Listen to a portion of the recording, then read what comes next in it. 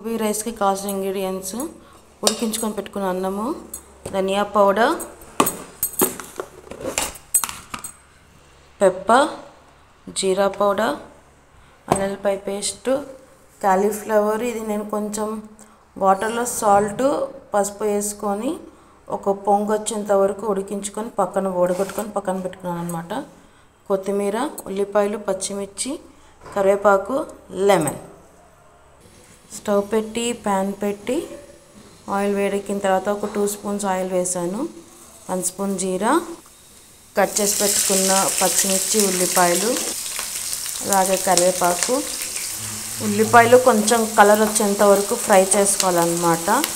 ఇదంతా హై ఫ్లేమ్లోనే జరిగిపోతుంది. ఒక 2 మినిట్స్ ఫ్రై అయిన తర్వాత అల్లం పేస్ట్ యాడ్ చేసుకో. అలాగే 1/2 స్పూన్ జింజర్ గార్లిక్ పేస్ట్ వేసి పచ్చి వాసన పోయేంత వరకు ఫ్రై చేసుకుందాం. ఇప్పుడు దీంట్లో కాలీఫ్లవర్ యాడ్. దీంట్లో 1 స్పూన్ పెప్పర్, 1/2 స్పూన్ జీరా పౌడర్, 1/2 స్పూన్ ధనియా పౌడర్, 1/4 గరం మసాలా, మీ టేస్ట్కి సరిపడా సాల్ట్, 1/2 స్పూన్ కారం వేసేసాను.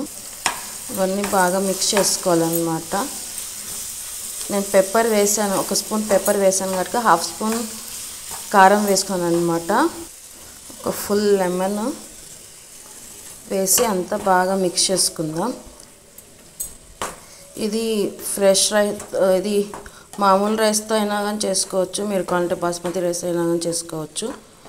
ఒకవేళ రాత్రి మిగిలిపోయిన అన్నంతో కూడా అయినా చేసుకోవచ్చు అన్నమాట. ఇది అంతా ఒకసారి మిక్స్ చేసేసుకొని ఒక 2 మినిట్స్ మగ్గిద్దాం అన్నమాట. మసాలాలన్నీ బాగా పట్టేసుకుంటాయి. అలాగే కొంచెం కస్తూరి మేతి, అంతా ఒకసారి మిక్స్ చేసుకుందాం. ఈ వీడియో కనుక నచ్చినట్లయితే లైక్ చేయండి, షేర్ చేయండి, కామెంట్ చేయండి. పక్కన బెల్ ఉంటుంది, దాన్ని క్లిక్ చేయండి. నా ఛానల్ని ఫస్ట్ టైం చూస్తే ప్లీజ్ సబ్స్క్రైబ్ చేసుకోండి. Please do like, share and subscribe to Teju creations.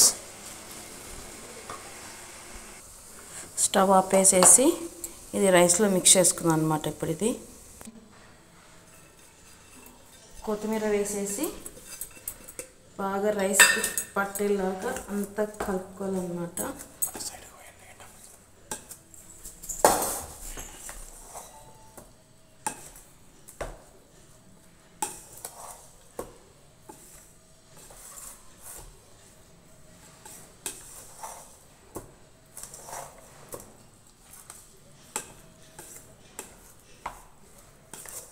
అంతే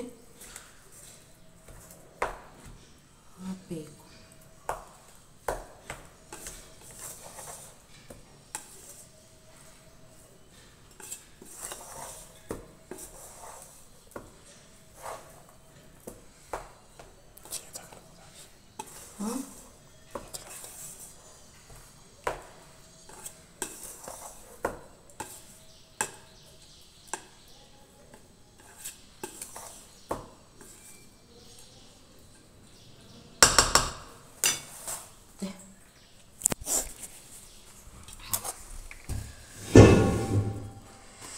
simple and easy gobi rice అన్నమాట. స్ట్రీట్ స్టైల్లో లాగా చేశాను.